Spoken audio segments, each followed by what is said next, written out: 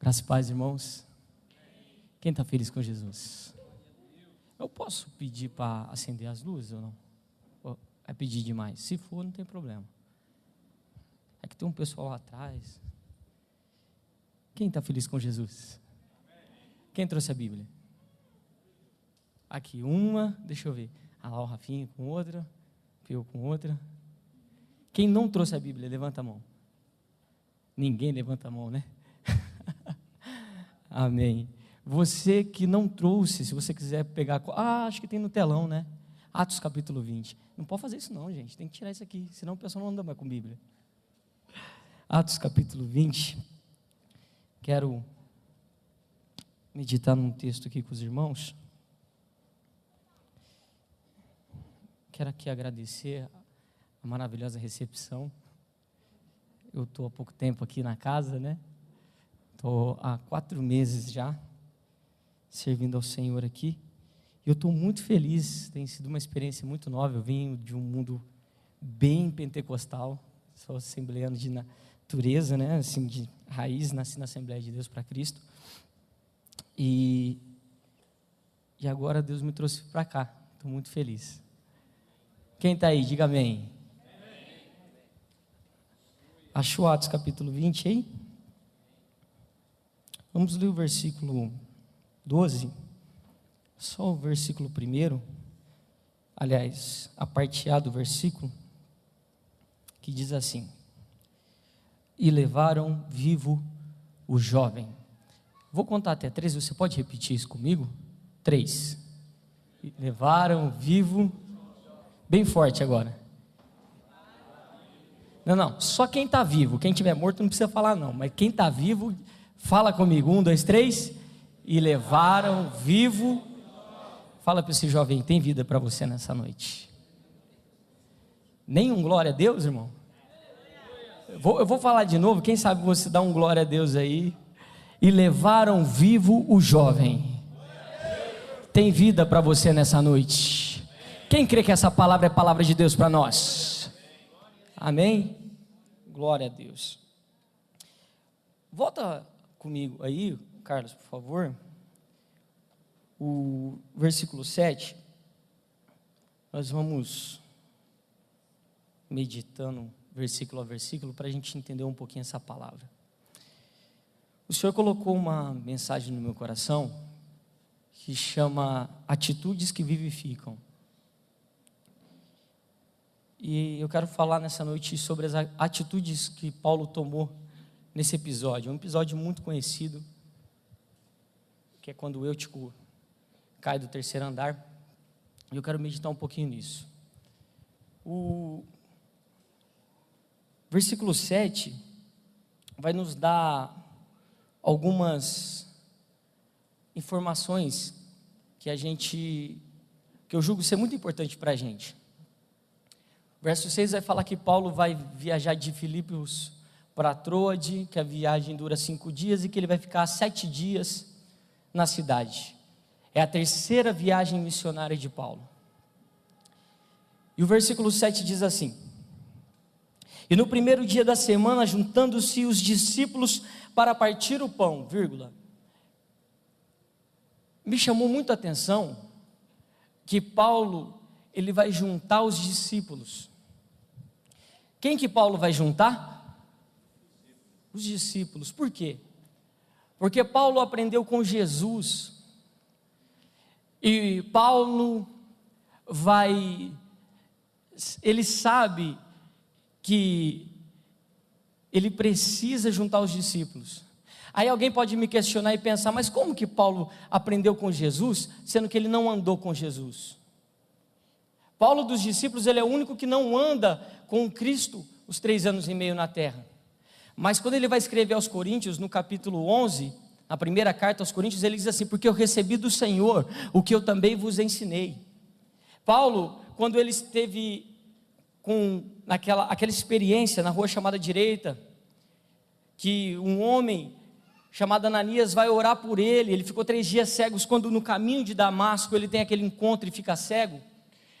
Depois de 3 dias que ele jejua e ora, o Senhor, através da mão de Ananias, faz com que as escamas dos olhos dele caia e agora volta a visão. Ele vai sair, vai para a Arábia, para o Monte Sinai, e vai ter uma experiência com o próprio Jesus. Depois dessa experiência, ele vai subir para Jerusalém e vai expor aos discípulos, a Pedro, a Tiago. Ele vai expor esse evangelho que agora ele vai anunciar para as nações, para os gentios. Então ele aprendeu com o próprio Jesus. Quem é que está entendendo isso? Ele recebeu do próprio Jesus isso. Em várias outras cartas você vai ver que Jesus vai falar isso, que Paulo vai falar isso. Eu recebi do mestre. O Senhor Jesus me apareceu em muitas visões e me mostrou esse evangelho ao qual eu ministro. Então ele aprendeu com Jesus o quê? Ele aprendeu com Jesus que o negócio de Jesus é com o discípulo. É por isso que quando ele chega naquela cidade, ele vai juntar os discípulos.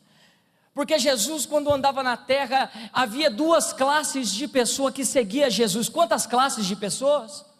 Quantas classes de pessoas? Quais são as duas pessoas? As duas classes de pessoas. A primeira eu chamo de multidão. Diga comigo, multidão. Ou seguidores. Seguidores são aqueles que sabem que Jesus, que quando Jesus está num lugar, até os demônios obedecem. Até os seguidores sabem que aonde Jesus está, milagres acontecem. A multidão sabe, os seguidores sabem que aonde Jesus está, não há falta de nada. Os doentes são curados, porque Jesus veio para manifestar o poder e a glória de Deus na terra. Mas eu tenho um recado para você: você não é seguidor, você é discípulo. Eu não fui chamado para ser seguidor, eu fui ser chamado para ser discípulo. Por quê? Porque o seguidor, ele vai se relacionar com as mãos de Jesus. Por que ele se relaciona com as mãos? Porque as mãos é que parte o pão, é a mão que entrega. O seguidor, ele quer vir para o culto, receber o milagre e voltar para casa. Mas o discípulo, ele não se relaciona com as mãos, ele se relaciona com a face, porque ele quer conhecer o mestre. Cutuca alguém e diz para essa pessoa: você é discípulo. Eu vou te dar mais uma prova que discípulo é diferente da multidão. Certa vez Jesus está no monte, ele pergunta: como nós vamos alimentar essa multidão? Ele pergunta para Filipe: Filipe, como é que a gente vai? 200 denários de dinheiro não dá para comprar pão para toda essa gente. Estavam no deserto, não tinha como comprar pão no deserto. E agora? Jesus disse: essa multidão não pode ir embora desse jeito, porque no caminho eles vão desfalecer. O que vocês têm aí? 5 pães e 2 peixinhos. Jesus dá graça, multiplica os pães, todos se saciam. Aproximadamente 15 mil pessoas. Mas a multidão foi para casa. Mas antes disso, Jesus disse para os discípulos: pega o barco, vão para o outro lado, eu vou encontrar vocês do outro lado. Jesus despede a multidão e sobe o monte para orar. Enquanto Jesus está orando, uma tempestade pega os discípulos no meio do caminho. É aproximadamente 3 horas da tarde quando Jesus manda os discípulos irem para o outro lado. Redobra atenção para você entender. Quando eles estão no meio do caminho, vem uma tempestade muito grande, é aproximadamente 13 quilômetros de uma margem à outra. Não era tão grande assim, mas no meio do caminho, uma tempestade assola o barco, de maneira que o barco quase rompe, quase quebra, e quase eles morrem. E na 4ª vigília da noite, aproximadamente das 3 às 6 da manhã, Jesus vem andando sobre as águas. A primeira pergunta que eu me fiz, é Fábio, né? A primeira pergunta que eu me fiz quando eu li esse texto: por que Jesus veio andando sobre as águas? Por que Jesus não simplesmente apareceu dentro do barco? Por que Jesus não veio voando? Ele subiu voando aos céus. Por que Jesus vem andando sobre as águas? Quem quer entender? Porque o problema era as águas. As ondas assolavam e açoitavam o barco. Então Jesus vem andando sobre as águas para mostrar para mim e para você que Ele é maior do que qualquer circunstância que está sobre a sua vida. Ele vem andando sobre as águas, porque ele está mandando um recado para os discípulos. Qual é o problema que te assola? Qual é a água que tenta mover o teu barco, virar o teu barco? Sabe o que eu estou dizendo para você? Que enquanto os seguidores estão em casa, os discípulos estão vendo e tendo experiências extraordinárias com Jesus. Deus quer te dar experiências com Ele. Deus quer te dar experiência com Ele. Mas muitos de nós queremos simplesmente receber o pão e voltar para casa.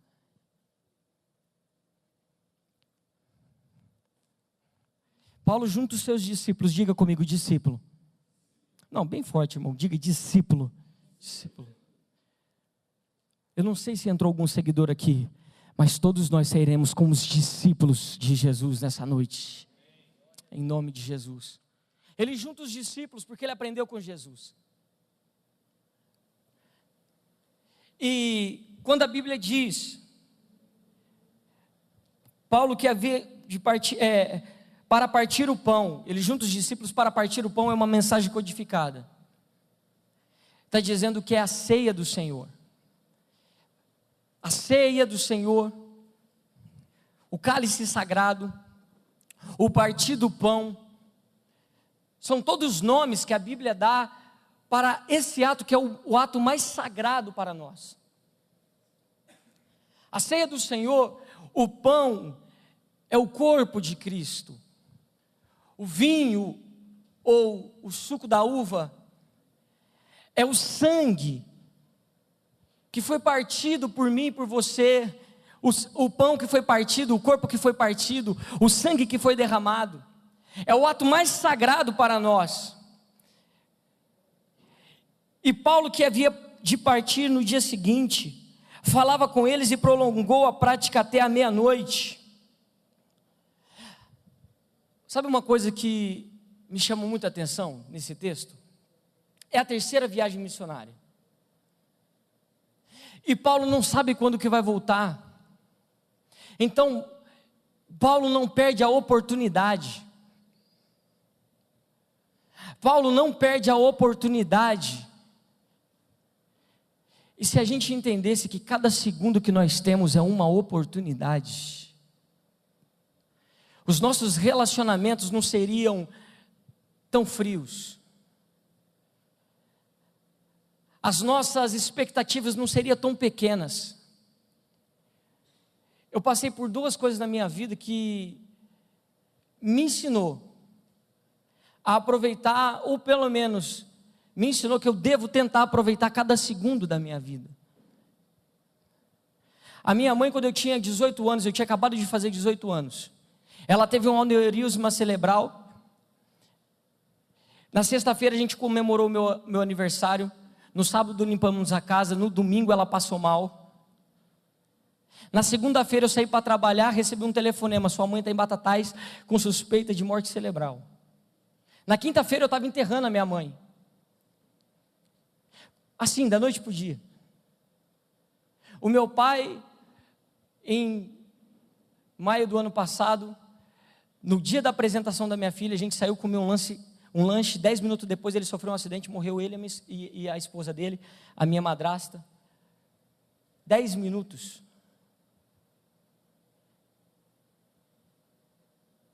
Graças a Deus, eu sempre fui muito carinhoso, eu sempre abracei meu pai, eu sempre abracei minha mãe, eu sempre dizia o quanto eles eram importantes para mim.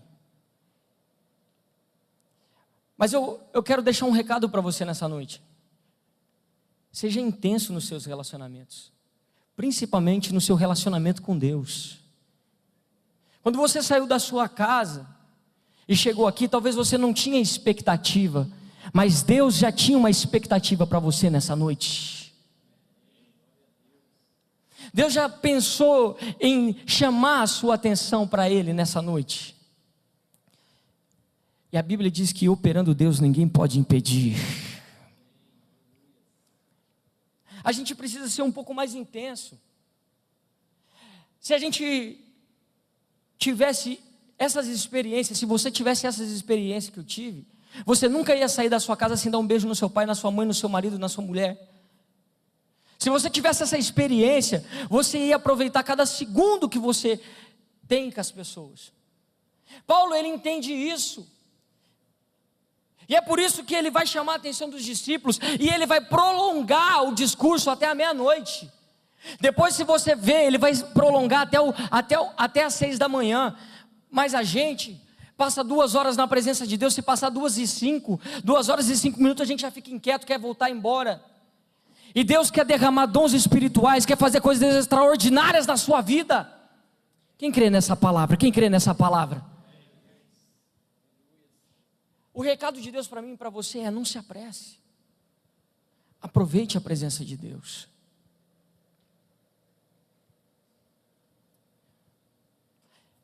Toda vez que eu conto essa experiência, fica um clima meio tenso. Sabe por que eu falo disso? Da morte dos meus pais? Todo dia 13 de dezembro era um calvário para mim.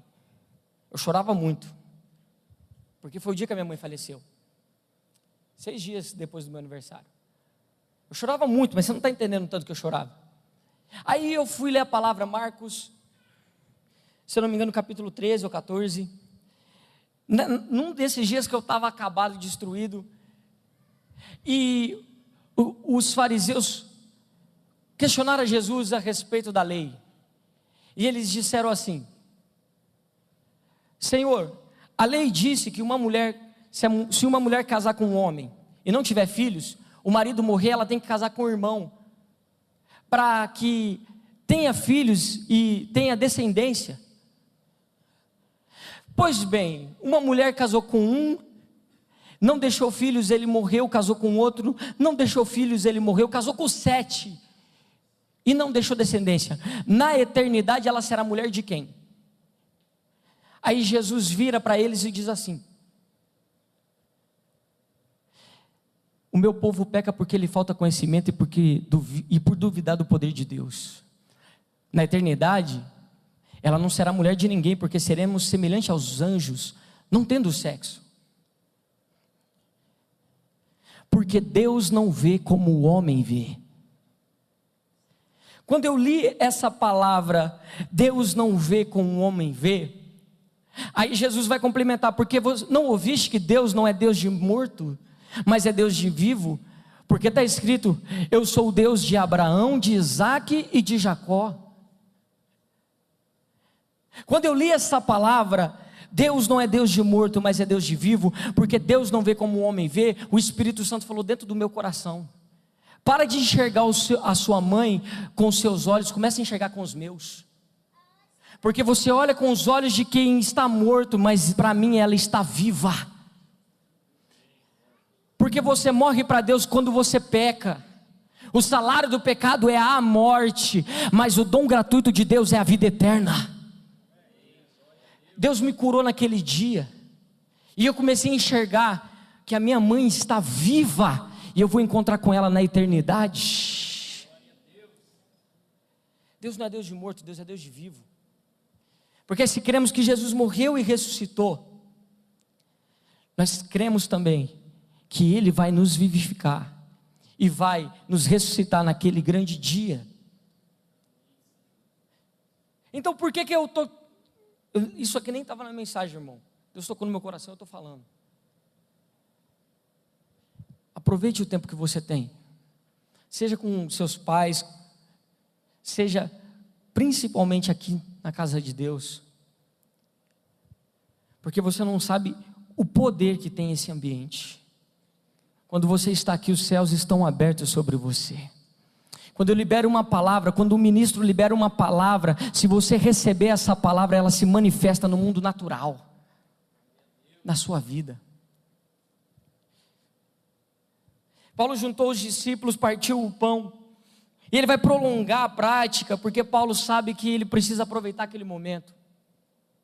Ele precisa ministrar o máximo para aqueles discípulos, e eles precisam absorver. O versículo de número 8 diz: havia muitas luzes naquele lugar.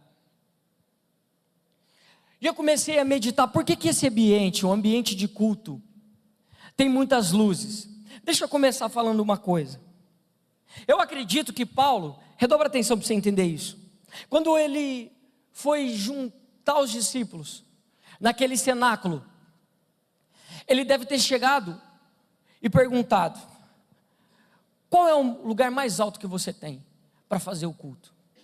E o dono da casa deve falar assim para ele: o terceiro andar. Aí Paulo deve perguntar para ele: esse é o maior, lugar mais alto? Sim, é o lugar mais alto, então nós vamos fazer lá em cima. Porque Paulo entende uma coisa: Paulo sabe que a igreja, quando está num ambiente de culto, a gente pode até estar com os pés na terra, mas o lugar vira alto, porque Deus está em lugares altos. O culto começa na terra, mas ele vai sendo elevado e vai abrindo uma dimensão espiritual. O mesmo Paulo vai dizer: não sabeis vós que estáis em Cristo em lugares espirituais altos. O culto começa na terra, mas esse ambiente traz o céu até nós, leva nós até o Senhor. Você não consegue perceber, mas existe anjos lutando por você nesse momento. Existe anjos trabalhando pela sua família nesse momento, porque você está em ambiente de culto, onde a palavra de Deus está sendo ministrada. Existe ali um mover profético de Deus a respeito da sua vida e da sua família. Se eu tivesse aí, eu tinha dado um glória a Deus.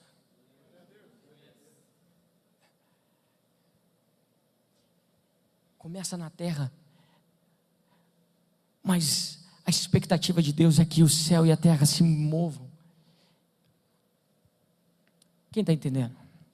Havia muitas luzes naquele lugar. Por quê? Porque Paulo vai começar a pregar, e de repente começa a chegar muita gente. Quem está ministrando ali não é um pregadorzinho meia boca chamado Daniel, é Paulo, irmão. Paulo, o apóstolo Paulo, ele vai fazer uma referência a ele mesmo.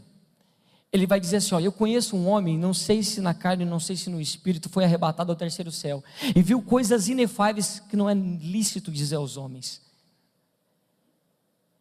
Ele está dizendo que ele foi até onde Deus habita.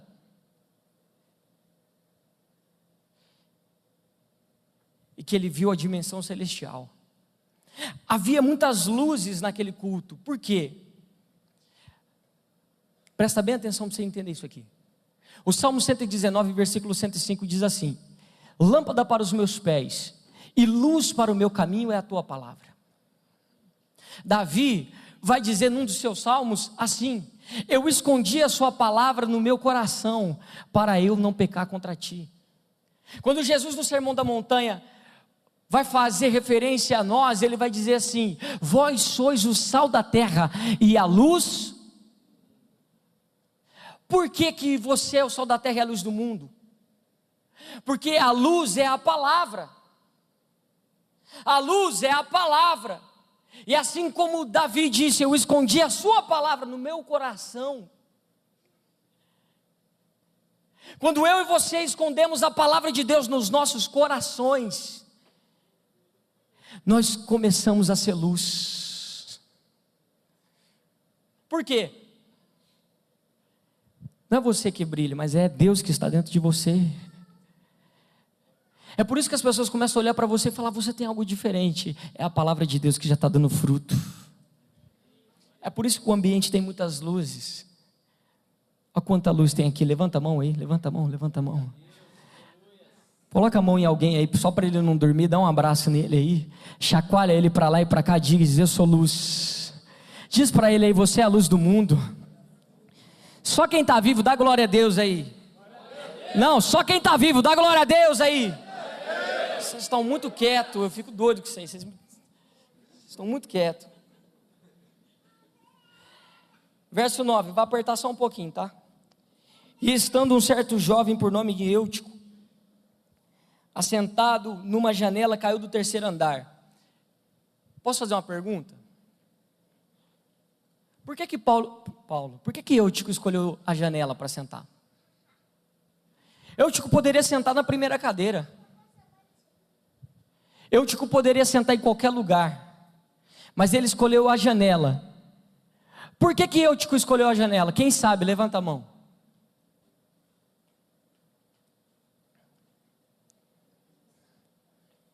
Eutico escolheu a janela Porque a janela dá acesso a dois ambientes ao mesmo tempo.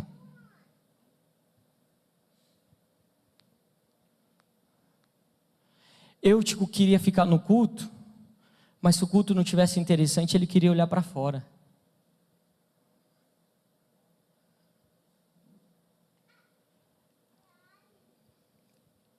E existe muitos nos nossos dias que estão sentados na janela e nem sabem,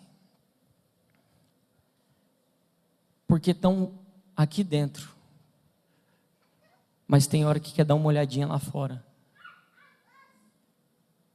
Se não der para dar glória a Deus, fala, irmão, mas fala alguma coisa.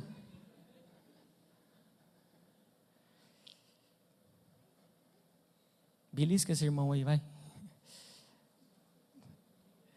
Fala para ele assim, sai da janela, vai. Toma cuidado com essa janela.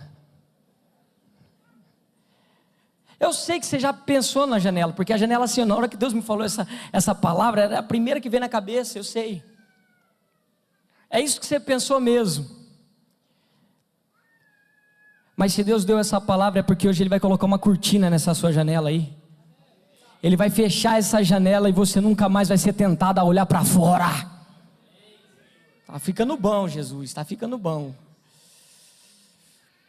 Eutico senta na janela, porque ele quer ter acesso aos dois ambientes. A gente não pode brincar com a janela. Eutico não cai para dentro, Eutico cai para fora. Eu tenho uma outra palavra a respeito do sono, mas não dá tempo por causa do horário. O sono vai revelar o nosso coração. Eutico não cai para dentro, porque se ele caísse para dentro, cair para dentro é posicionamento. Eu sei de onde eu vim, eu sei para onde eu vou, eu não vou me corromper, não importa qual seja a janela que o diabo coloca do meu lado. Mas Eutico dorme e cai para fora. Por que Eutico cai para fora? Porque ele está inclinado para fora. O lado que você está mais inclinado é para onde você tomba. Se for para cair, irmão, caia nos braços de Jesus.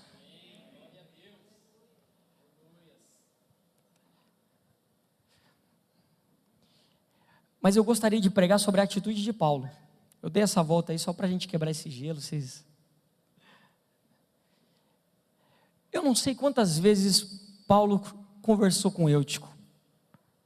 É lógico que eu estou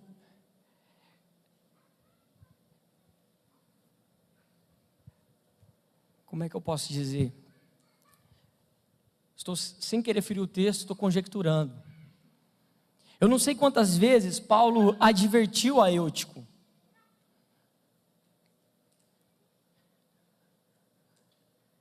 Eu não sei quantas vezes Paulo falou com Eutico, Eutico, essa janela ainda vai te derrubar, rapaz. Vigia, varão. Vigia, varoa.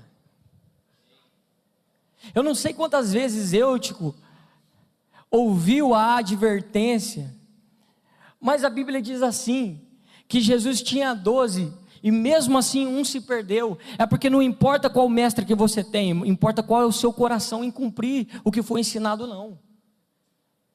O problema é que a gente quer passar para o pastor, quer passar para o líder, quer passar a culpa para alguém. Desde Adão é desse jeito. Deus desce no jardim e pergunta: o que aconteceu, Adão? É porque assim, a gente tem problema com o pecado, Deus não tem problema com o pecado. Entende isso, irmão? O dia que eu entendi isso, minha vida mudou. Deus não tem problema com o pecado, porque se ele tivesse problema com o pecado, ele não descia no jardim, ele continuou descendo do mesmo jeito. Você acha que ele não sabia o que Adão tinha feito? Será que foi à toa que Deus perguntou para ele? Mas quem se esconde não é Deus, é o homem. Porque a gente tem vergonha de chegar diante de Deus quando a gente peca, mas Deus não tem problema. Ele falou: vocês pecaram, mas eu vou resolver o problema. Ele mandou Jesus, ele resolveu o problema. Então quando você pecar, não fuja da presença de Deus, volta lá, se arrepende e pede perdão, porque ainda há poder no sangue de Jesus.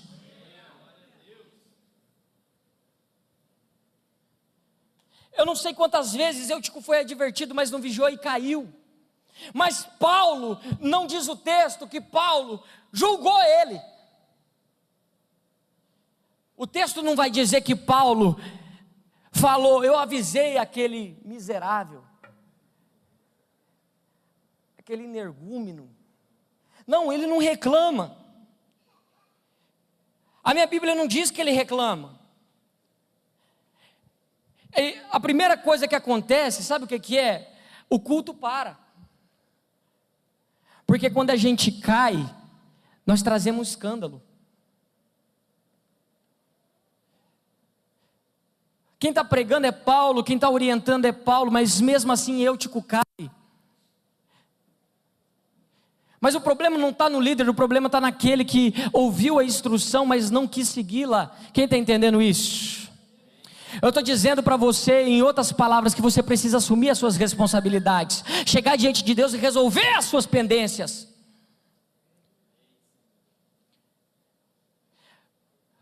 Às vezes a gente escuta que um irmão caiu, que um irmão morreu. Lucas desceu, e Lucas é médico, é ele que escreve Atos dos Apóstolos, e o texto é bem claro, e o jovem morreu. Ele deu o diagnóstico, morreu, porque quem cai, morre. O que o texto está dizendo é que o salário do pecado é a morte, e não se brinca com o pecado. Mas mesmo se você cair, ou mesmo que você ouviu que alguém caiu, qual é a minha obrigação e a sua obrigação? Não é julgar o pecado dele, não é falar com o ciclano, o beltrano, com o fulano: ó, você viu o que aconteceu? Não existe essa referência, porque a gente é muito bom para julgar o pecado do outro, mas é muito ruim em olhar no espelho e olhar as nossas fraquezas. A gente é muito bom para apontar o dedo do outro e dizer que o outro pecou, mas os seus pecados estão escondidos. Sabe qual é a diferença entre eu, você e aqueles que estão lá fora? É que eu e você já fomos resgatados e lavados pelo sangue de Jesus, e eles serão resgatados. E Deus vai usar você. Quem está entendendo essa palavra? A atitude de Paulo não é questionar o que aconteceu, mas é se levantar e descer. O que é se levantar e descer? Ouviu que Eutico caiu? Ouviu que Eutico não fez o que era bom? É descer e ir atrás dele. Será que você conhece alguém que algum dia estava sentado aqui e hoje não está mais? Será que você conhece alguém que andava com você, mas por alguma coisa o diabo conseguiu fazer um laço e ele foi embora, e você não foi atrás dele? Será que nós conhecemos alguém, irmão? O problema é que a gente se acha melhor que eles, e a gente esquece que a palavra graça significa favor imerecido. Para Deus não tem maior e menor, é todo mundo filho.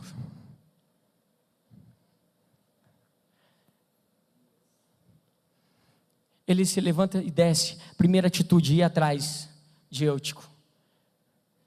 Diz para alguém aí: vai atrás de Eutico.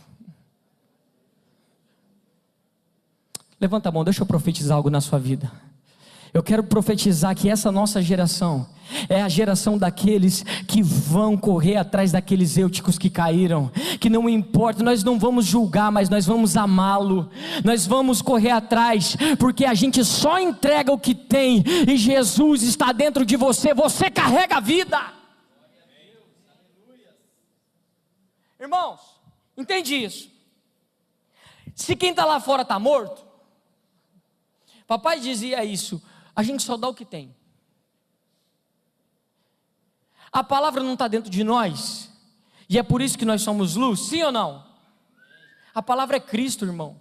Se você ler João capítulo 1, João vai dizer assim: no princípio era o verbo estava com Deus, o verbo era Deus. Ele está dizendo que Jesus é a palavra, o verbo encarnado. Eu não sei se eu posso falar isso para vocês, Mas muita gente fala errado, quando Jesus diz lá, Eli, Eli, lema sabachthani, Deus meu, por que me desamparaste? Se você ler o Salmo 22, você vai ver que o Salmo 22, Jesus está simplesmente recitando o Salmo.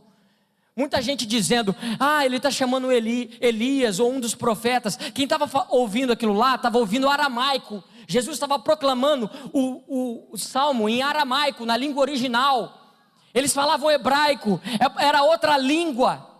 Por isso que Jesus, quando ele proclama Eli, Eli, lema sabachthani, ele está falando do que é dele próprio, porque Jesus é a própria palavra. No pior dia da vida dele, ele sabe que não é amaldiçoar, não é xingar, mas é proclamar a palavra de Deus que me tira do pior dia da minha vida. É isso. Ele está proclamando o que está dentro dele, a palavra. Se for se encher de alguma coisa, se encha da palavra de Deus. É ela que vai te manter de pé no dia que muitos caem.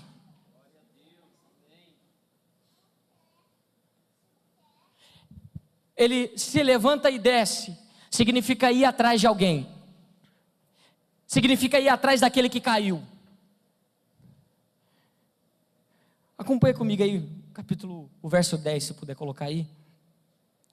Paulo, porém, descendo, inclinou-se. O que é isso? Vai ter hora, vai ter momento que não basta você ir atrás das pessoas. Na maioria das vezes você vai ter que interceder por elas em oração. Aqui tem alguém aí, gente?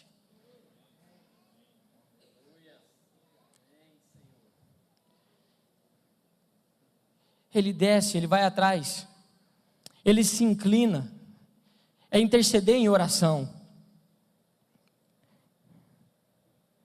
Mas nada disso resolveu. Tem hora que as suas palavras não vai fazer nada, não vai fazer efeito. Enquanto você estiver orando, Deus está trabalhando. Você está intercedendo. Mas sabe o que muitas vezes vai trazer a vida de volta? É isso aqui, ó.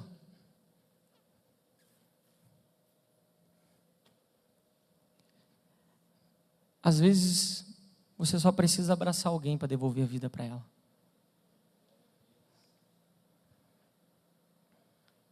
Talvez você está aqui nessa noite e você já foi julgado por alguém. Talvez você está aqui nessa noite e muita gente simplesmente falaram de você pelas costas.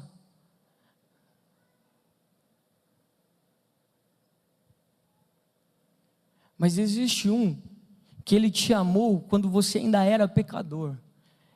Jesus Cristo está aqui nessa noite. Eu queria que você ficasse de pé comigo. Se o pessoal do louvor puder vir aqui me ajudar.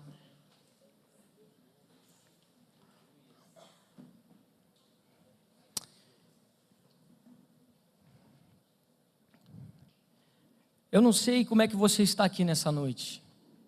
Não sei como é que está o seu coração.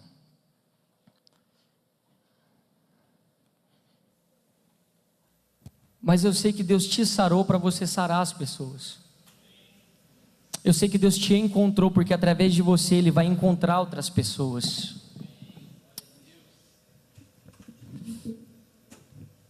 Eu quero te pedir um favor. Será que você pode emprestar os seus braços para Jesus hoje?